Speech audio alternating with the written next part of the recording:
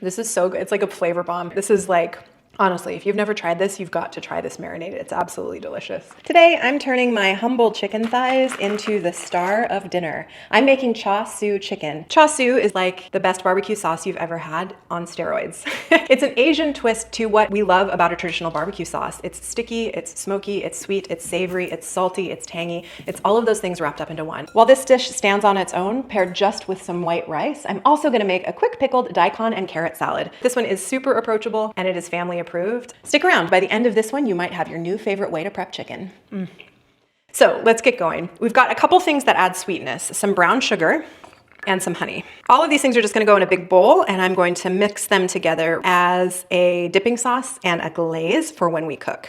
Hoisin sauce, a little bit of oyster sauce, coconut aminos, though you can use soy sauce, a couple teaspoons of rice vinegar. So many recipes call for traditional Shaoxing wine, which is a Chinese cooking wine. I don't stock that in my pantry. So I like to substitute a little bit of vinegar and I find that the sweetness from the honey, the sauces, the brown sugar is plenty.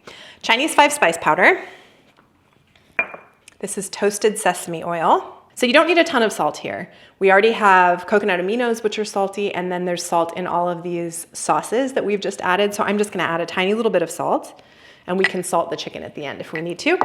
And then the last thing, grated ginger and crushed garlic. So one of the hallmarks of CHAR SIU is its color. It's got that really bright, pinky red color that actually permeates a little bit into the meat. I don't add any beetroot powder or food coloring here. I try to avoid food coloring in everything that I cook, but if getting that hallmark pinky red color is important to you, now would be the time to add something. Okay, so I'm just gonna give this a quick taste before I start marinating our chicken. Make sure that we've got the balance right. This is so good, it's like a flavor bomb. You get sweet, you get a little bit of spicy from the 5-spice powder. You get salty, you get tangy, it gets you right here. This is like, honestly, if you've never tried this, you've got to try this marinade. It's absolutely delicious. Next step, I'm gonna reserve a couple tablespoons of this marinade. I'm gonna use it as a topper or a dipper when we're serving. Just gonna go over our chicken thighs. These are bone-in, skin-on chicken thighs. I like the extra fattiness that comes with chicken thighs, and especially with skin-on chicken thighs. We're gonna be roasting them in the oven, so a little bit of fat is nice, but you could use boneless, skinless chicken thighs for this as well. I wouldn't recommend chicken breasts. It's just not the same flavor profile as this darker meat is. So the rest goes over our chicken.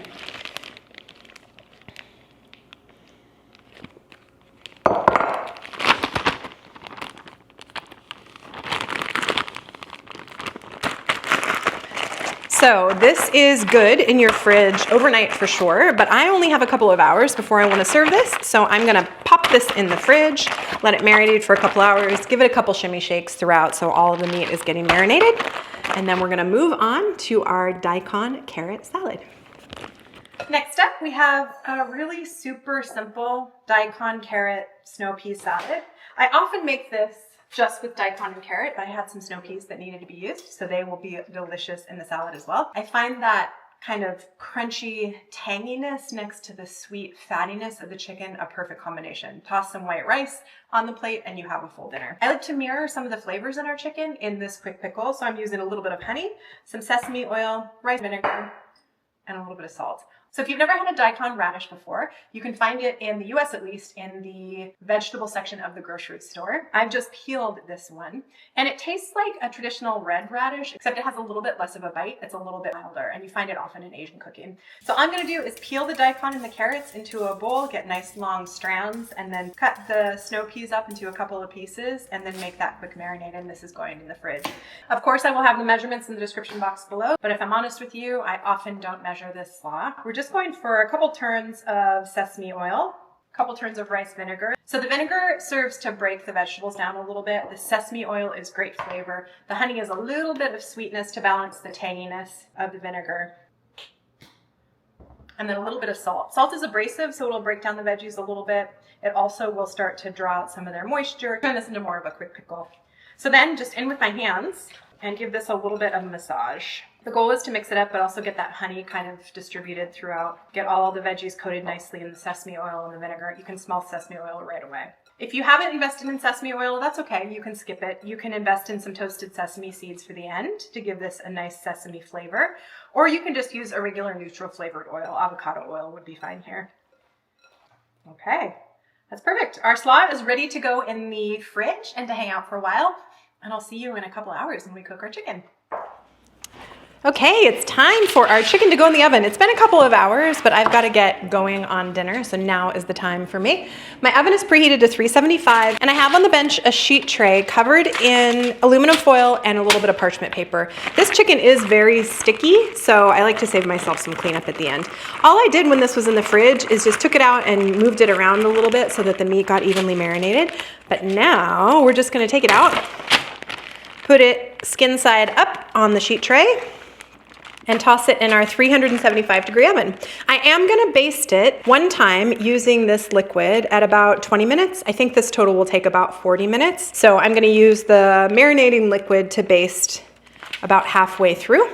And then we're just gonna cook until the chicken is completely cooked. So instant read thermometer goes in and comes out at 165, or you can tell that the juices are running clear in this chicken. So I'm gonna give my hands a wash, put this in the oven to roast, and I'll show you when I baste it in about 30 minutes. But again, we're probably total gonna cook this for like 40 minutes, 45 minutes. So I'll see you in a minute.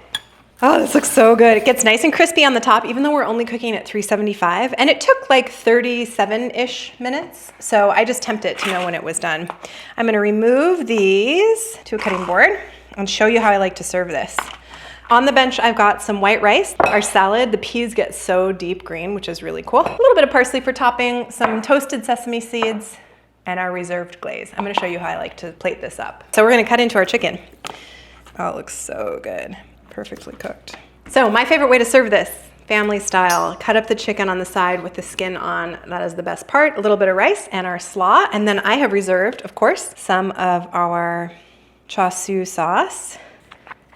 Give it a little sprinkle, toasted sesame seeds. And last but not least, a little garnish of some parsley, just for something green.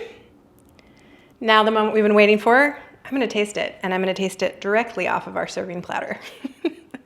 Let's see. A little bit of chicken.